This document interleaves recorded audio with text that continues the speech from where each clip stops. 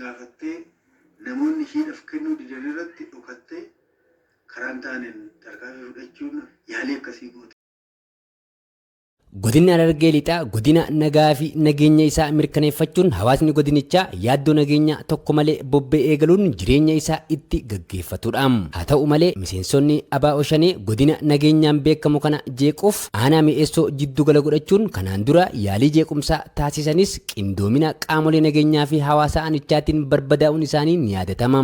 Harcaatonni Shanee kunneen godinicha maaliif qubachuu dadhabne jechuudhaan yaalii yeroo adda addaatti gochaa jiraniin qaamoleen nageenyaa faana bu'uun tarkaanfii laaleessaa irratti fudhachaa kan jiran yoo ta'u tibbanas hooggantoota isaanii dabalatee miseensota ABO Shanee 85 irratti tarkaanfiin keessa deebii hin qabne fudhatamuu fi 15 immoo harka kennachuun meeshaalee waraanaa sinaayiparii tokko kilaashii 9 fi rasaasota 1400 ol to'atamu ajajaan qajeelcha poolisii godina Harargee Lixaa Komishinara Gargaaraa Haasa'ee Nagaash ibsaniiru. Maaliif godina kana qubachuu hin dandeenye jedhanii bifa adda addaatiin karoorfachuun keessumaayyuu ji'oota jahan dabarsine keessatti yaalii bal'aa godhaa turee jira. Yaalii bal'aa godhaa ture kanaanis milkaa'uun hin dandeenye. Nama 115 waggaa kana keessatti tarkaanfii fudhannee jirra.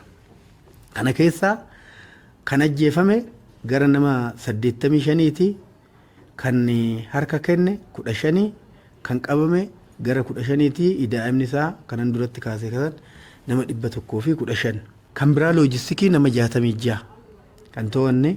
Kana wajjiniin meeshaan diinarraa qabame sinaayiparri tokko rasaasni isaa 119, kaartan gara 3ti, kilaashiin 9, shuguxiin adda addaa 3 fi rasaasni kilaashii 1437 diina kanarraa karaa guutuu ta'een tarkaanfiin kan fudhatame ta'uusaati.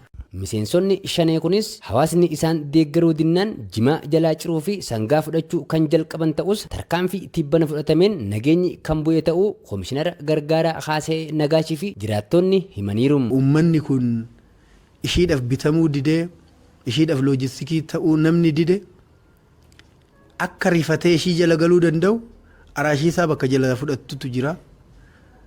Bakka tokko jimaa isaanii bakka jalaa cirattutu jira. Galii adda addaatiif maallaqa namoota gaafattee namoonni ishiidhaaf kennuu didan irratti dhokattee karaan taaneen tarkaanfii fudhachuun yaalii akkasii gootee jirti. Araddaana jabaas keessatti gochaa hamaa dalayti Shanee. Qabeenya nama hedduu, horii nama hedduu guurtee qalte. Akkasuma horii kiyyallee lama narraa fuutee qalte. Mana faranjiin jaartee achitti dhufanii waggaadhaan daawwattoonni achitti bu'anii bineensa achi san daawwatanii galii irraa galchan mana sanillee miidhaa isaan geessisanii barbaadaa'ee gubatee ture jechuudha. Qabanii nama kana maallaqa hangana fidaa kafalaa jedhanii maatii isaanii qabanii rakkisaa turanii jechuudha. Qaamoleen nageenyaanis maandhee isaan kaatan bakka isaan itti gartee seentarii isaanii jala seenaniiti maandhee diinaa diiganii jechuudha. Akkasuma waliin immoo tarkaanfii waraanni keenya fudhateen nama gochaa suukanneessa akkasiisan dalagu keessaa waannaa isaanii ajjeestee jirti. Ona isii diitee jirti. Darsoota isii irraa galchitee jirti. Amma xiqqoommoo nageenyi bu'ee jira. Godinichatti olaantummaan seeraa kabajamee jira kan jedhan ajajaan qajeelcha poolisii godina Harargee Lixaa Komishinara Gargaaraa Haasa'ee Nagaash caasaan nageenyaa fi uummanni godinichaa akkuma kanaan duraatti cimanii hojjechuu akka qaban dhaamaniiru. Godina keenya keessatti olaantummaan seeraa kabajamee jira.